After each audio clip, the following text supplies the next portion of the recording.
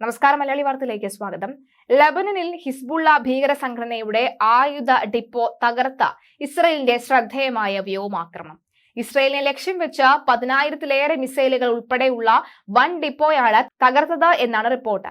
വ്യോമാക്രമണത്തിൽ ഡിപ്പോയ്ക്ക് കാവൽ നിന്ന 9 തോക്കുധാരികൾ ഉൾപ്പെടെ ഒരു കൂട്ടം ഭീകരന്മാരും ഇല്ലാതെയായി എന്നും ഇസ്രായേൽ സൈന്യം അറിയിക്കുകയാണ്.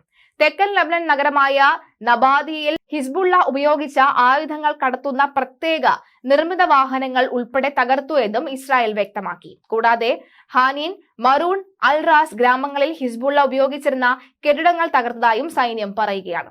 ഹിസ്ബുള്ളയ്ക്ക് കനത്ത തിരിച്ചടിയാണിത്. ഒരു മാസം മുമ്പാണ് ഹിസ്ബുള്ള തലവൻ ഷുക്കൂറിനെ അയാളുടെ കേന്ദ്രം തകർത്ത ഇസ്രായേൽ വധിച്ചത്. അതിനുശേഷം ഹിസ്ബുള്ള പുതിയ തലവനെ നിയമിച്ചിട്ടുണ്ട്.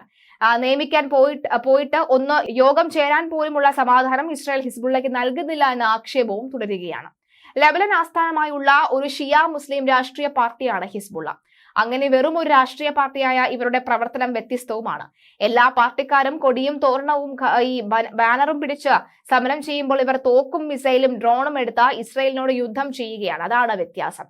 അന്താരാഷ്ട്ര തലത്തിൽ ഭീകരാക്രമണങ്ങൾ നിരവധി ഹിസ്ബുള്ള നടത്തിയിട്ടുള്ളതിനാൽ ഈ സംഘടനയെ ഭീകര പട്ടികയിൽ ഉൾപ്പെടുത്തിയിരിക്കുകയാണ്.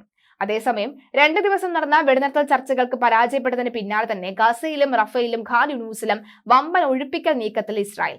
വിവിധ അതിർത്തി പ്രദേശങ്ങളിൽ കഴിഞ്ഞ മണിക്കൂറിൽ ഇസ്രായേൽ അതിശക്തമായ റോക്കറ്റ് ആക്രമണവും കര ആക്രമണവും നടത്തി എന്നുള്ള വാർത്തകളാണ് പുറത്തുവരുന്നത്. ഇസ്രായേൽ ആക്രമണങ്ങളിൽ തകർന്ന ക്യാമ്പുകൾ വീണ്ടും പുനരുജ്ജീവിപ്പിക്കുകയും അവ ഒത്തുചേരാൻ ശ്രമിക്കുകയും ചെയ്ത സാഹചര്യത്തിലാണ് ഇത്തരത്തിലൊരു തീരുമാനം വരുന്നത്. എല്ലാ ബേസ് ക്യാമ്പുകളും വീണ്ടും ചേരാനുള്ള സാഹചര്യം ഇല്ലാതാക്കുകയാണ് ഇസ്രായേലിന്റെ വ്യോമസേന. മധ്യ ഗാസ പ്രദേശങ്ങൾ ഇവിടെയുള്ള 2 ലക്ഷത്തോളം വരുന്ന അഭയാർത്ഥി ക്യാമ്പുകളെ സുരക്ഷിതമായ മറ്റൊരു സ്ഥലത്തേക്ക് മാറ്റാനുള്ള നീക്കം ഇസ്രായേൽ ആരംഭിച്ചു കഴിഞ്ഞിരിക്കുന്നു. കഴിഞ്ഞ ദിവസങ്ങൾ തന്നെ ഇവർക്ക് കൃത്യമായ മുന്നറിയിപ്പ് അന്ത്യശാസനവും ലഭിച്ചിരുന്നു.